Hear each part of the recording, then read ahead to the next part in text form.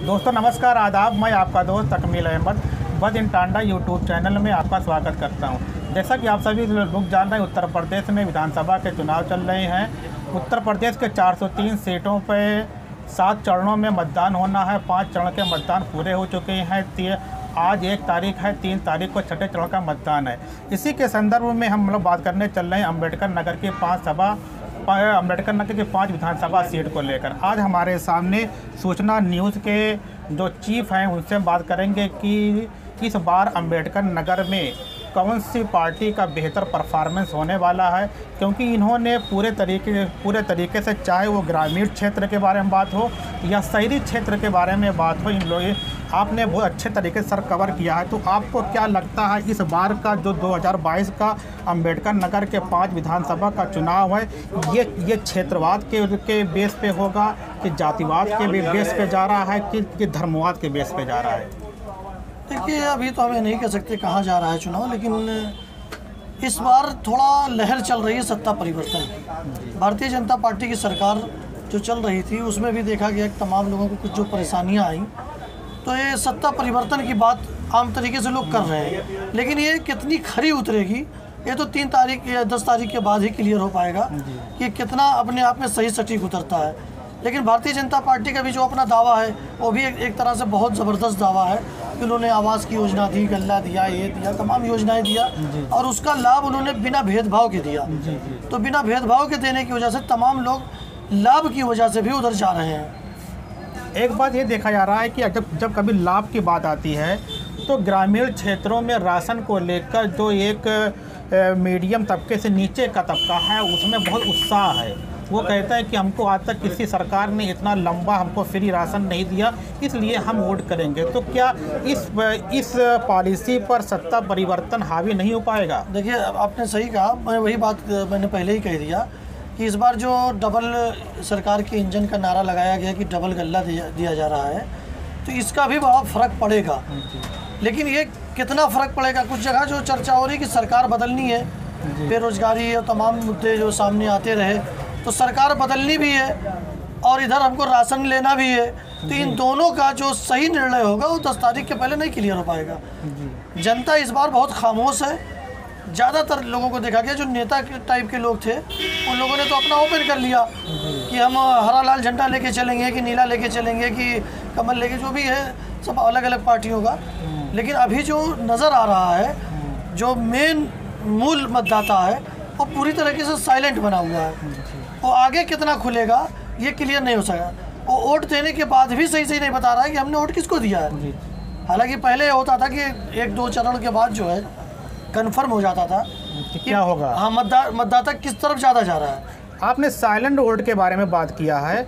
2012 के विधानसभा के उत्तर प्रदेश के चुनाव के बारे में जब डिस्कशन की उसमें किया गया और उसकी स्टडी की गई, इसमें तो ये सामने निकल कर आया कि 2012 में 14% निर्दलीय वोट पड़ी थी। लेकिन जब 2017 में विधानसभा का चुनाव होता है तो निर्दलीय वोट केवल 3% बचती है। 11% वोट वो फ्लो हो गई थी बीजेपी की तरफ। तो क्या लगता है कि जो सत्ता परिवर्तन है, अगर इसकी आज़ाद वोट दोबारा अपने बेस की तरफ, मूल की तरफ अगर वापस आती है, तो क्या इससे सत्ता परिवर्तन होने की उम्मीद है कि नहीं? क्या आपको लगता है कि जो बीजेपी में फ्लो हुई थी वो वापस आएगी अपनी जगह? देखिए, 2012 का जो चुनाव था वो बहुजन समाज पार्टी से समाज पार्टी में कन्वर्ट हुआ था जी। उस समय तो एकदम पूरी तरीके से लहर थी और उस दौरान तमाम निर्दलीय लोग भी खड़े हुए थे जो बहुजन समाज पार्टी से टिकट नहीं पाए थे, समाजवादी से भी टिकट नहीं पाए थे। तमाम नाराज लोग निर्दलीय रूप में खड़े हो गए थे। 2017 में निर्दलियों की तादाद थोड़ा कम हुई थी, जिससे वोट ऑफ परसेंटेज ऑटोमेटिक कम हो गया था। इस बार भी निर्दलीय प्रत्याशी कम हुए हैं। अब ये उम्मीद है कि निर्दलीय प्रत्याशी कम होंगे तो उनकी जो वोट है वो कहीं ना किसी पार्टी में जुटेगी। अब देखना तो ओरिजिनल बात यही होगी कि वो राशन वाले पे जाती है या सत्ता परिवर्तन वाले पे जाती है। सही क्या है उसका आकलन नहीं किया जा सकता है। हम कह लेते कि बीएसपी का हम परसों कवर कर रहे थे, सकरावल में उनकी आम सभा हो रही थी, तो उनके प्रत्याशी ने ये एक बहुत ही अंदर के बारे में बात कर रहे थे कि हमको 5000 वोट निषाद की मिल रही है। तो अगर अपने क्षेत्र टांडा विधानसभा के क्षेत्र के बारे में बात किया जाए, अगर इस तरीके से बीएसपी अपने कोर वोट लेकर आती है, जाट की लेकर आती है, जाट चमार के लेकर आती है और निषाद के लेकर आती है और कुछ मुस्लिम वोट का बढ़ता है, तो ऐसी परिस्थितियां क्या दोनों से बेहतर साबित होने की उम्मीद है कि नहीं? अगर उनके समीकरण के अनुसार साबित होगी आती। देखिए 2017 का चुनाव आपको बता दूं कि मेन चुनाव जो समाजवादी पार्टी सत्ता से बाहर हुई थी वो पश्चिमी क्षेत्र से ज़्यादा उनको नुकसान हुआ था। पश्चिमी क्षेत्र में एक तरीके से देखिए वहाँ पर नंबर 1 पर भारतीय जनता पार्टी थी, दूसरे नंबर पर बहुजन समाज पार्टी थी, तीसरे और चौथे नंबर की लड़ाई आरएलडी और समाजवादी लड़ रही थी। इस बार समाजवादी और आरएलडी का गठबंधन हो गया है। इन दोनों गठबंधन होने के बाद समाजवादी पार्टी और आरएलडी गठबंधन ये ज़्यादा हाईलाइट हो रही है। लेकिन अभी जैसे कि आरएलडी ने यहाँ पर चुनाव लड़ा तो है, लेकिन आरएलडी रुकी रहती है कि नहीं रुकी रहती है, मेन मुद्दा ये है। हाँ, आरएलडी जो है वो अलायंस हो सकता है। हाँ, जैसे कि महाराष्ट्र में हम लोगों ने देखा कि शिवसेना और भारतीय जनता पार्टी ने चुनाव मिलकर लड़ा, लेकिन शिवसेना बाद में कांग्रेस से मिलकर सरकार बना लेगी। तो अभी एक सवाल जो अंदर खाने से सवाल चल रहा है कि हम लोग जो गणतंत्र लोग हैं वो इस पर बहुत ध्यान दे रहे हैं कि आप देखिए 4 चरण के बाद आरएलडी का नाम नहीं आ रहा है कहीं नहीं है। यहाँ इस इधर जो है जो 3 चरण होने हैं, इन 3 चरण में आरएलडी का झंडा बैनर तक नहीं लग रहा है। जी। ऐसे से बताया जाता है जयंत जी नाराज भी चल रहे हैं। जी। कुछ लोग बता रहे हैं जयंत जी का मोबाइल भी बंद है। जी। तो अगर ऐसा कुछ है तो ये भी हो सकता है कि जयंत जी कहीं और भी चले जाएं। ऐसे हालात में थोड़ा दिक्कत आ सकती है समाजवादी की सरकार बनने में, और भाजपा फिर रिटर्न भी हो सकती है।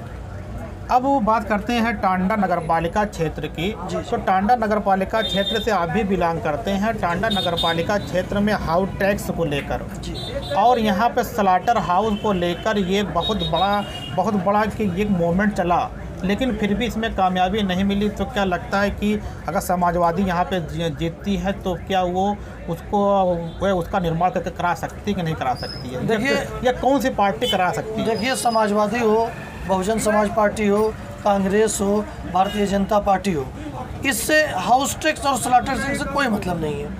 एकदम साफ अल्फाज में समझिए कि हाउस टैक्स एक प्रोसेस है, उस प्रोसेस को सही से फॉलो करा दिया जाए, उसको मैटर को सही से फॉलो करा दिया जाए तो हाउस टैक्स कम हो जाएगा। इसी तरीके से आपका स्लाटर हाउस है, स्लाटर हाउस का एक प्रोसेस है, उस प्रोसेस को कोई भी फॉलो करा देगा। अगर कोई इंटरेस्ट लेगा उसको सही, जैसे उसको ज़मीन चाहिए, 5 बीघा की ज़मीन चाहिए, उसका मानक है, उसमें एसी लगना चाहिए, ऐसा होना चाहिए तमाम। तो उस मानक को, जीटीसी का जो मानक है, उस मानक को कोई भी पूरा कर लेगा तो सरकार का इससे कोई मतलब नहीं है। स्लाटर हाउस तमाम जगह चल रहे हैं, ऐसा नहीं कि भारतीय जनता पार्टी दौर में बनी हुई है। स्लाटर हाउस की एक बात आपको बता दूं कि स्लाटर हाउस को सुंदरीकरण और आधुनिकीकरण करने के लिए समाजवादी पार्टी ने ही अपने शासनकाल में शासनादेश जारी किया था और धन भी मुक्त किया था। लेकिन उस दौरान लोगों को ऐसा लगा कि स्लाटर हाउस की कोई आवश्यकता नहीं थी। और इसी समाज अपने अपने घरों में उसको जहाँ चाहते थे जानवर काट रहे थे। स्लाटर हाउस सिर्फ नगर पालिका के कागजों तक ही सीमित था, जिसके बाद आपने देखा टांडा में स्लाटर हाउस की बहुत बड़ी जगह थी, उस जगह को नगर पालिका ने स्वयं अपने हाथ से आवास में दे दिया, काशीराम आवास में। फिर जो जगह बची हुई थी उसी में उसने विद्यालय में दे दिया जो जीजीआईसी बन रहा है। तो अब उनके स्लाटर हाउस की जो जगह है, जो मानक है, वो जगह बची ही नहीं है। ठीक है, भारतीय जनता पार्टी की सरकार आई, अब मानक की जब बात उठी तो वहाँ पर डीएम साहब आए, जांच हुई, हम लोग भी वहाँ पर मौके पे गए थे, तो मानक के अनुरूप वहाँ जगह ही नहीं है। तो जब जगह नहीं है तो स्लाटर हाउस कहाँ से बनेगा? तो सीज कर दिया गया। आज अगर कोई भी आदमी, एक प्राइवेट आदमी भी खड़ा हो जाए, जीएसटी का जो उसका मानक है उस मानक पे आ जाए तो स्लाटर हाउस पास हो सकता है। इसमें मेरे अपने ख्याल से भारतीय जनता पार्टी, समाजवादी पार्टी, बहुजन समाज या कांग्रेस पार्टी या कोई भी राजनीतिक दल से कोई बड़ा मुद्दा नहीं होगा। अब आपसे आखिरी सवाल ये है कि आप एक समाज सेविक हैं और समाज सेवा करते हैं, इसके तो आम जनता को 2003 तारीख को होने वाले चुनाव के लिए क्या कहना चाहेंगे? देखिए, मैं तो समाज सेवी की हैसियत से कहना चाहता हूँ कि आप सभी लोग मतदान करें, मतदान जरूर करें। ये ना देखें कि किसको हमको वोट देना है, आप किसी एक तरफ हो के ना देखें, आप आकलन कर लें कि आपके समाज में, आपके विधानसभा क्षेत्र में मैं सिर्फ टांडा की बात नहीं कर रहा हूँ, पूरे उत्तर प्रदेश की बात कर रहा हूँ जहाँ चुनाव बाकी है। जहाँ हो चुके हैं वहाँ तो ख़त्म हो गया। कि वो लोग आकलन करें कि आपके वहाँ पर राजनीतिक दल या व्यक्तिगत कौन ज़्यादा आपका विकास कर सकता है। जो भी आपका विकास कर सकता है आप उसको मतदान करें। मेरा कोई का किसी को रिकॉर्ड नहीं है कि इसको कर दीजिए, उसको कर दीजिए, इस पार्टी को कर दीजिए, उस पार्टी कर दीजिए। सरकार बन रही है तो बना दीजिए, सरकार पुनः सत्ता में आ रही है दे दीजिए, या बदलाव कर दीजिए। ऐसा कुछ ना करिए। आप लोग देखिए कि आपके क्षेत्र का वास्तविक विकास कौन कर सकता है, आप उस मुद्दे पे वोट दीजिए। तो आपने देखा कि ये किस तरीके से हम लोग बात कर रहे थे कि तमाम तरह के चुनाव किस करवट बैठेगा। अगर आपको हमारा आज का प्रोग्राम बेहतर लगा तो हमारे चैनल को सब्सक्राइब करें, बेल आइकन को भी प्रेस करें। फिर मिलते हैं एक नए सेगमेंट में नए टॉपिक के साथ। बहुत बहुत शुक्रिया।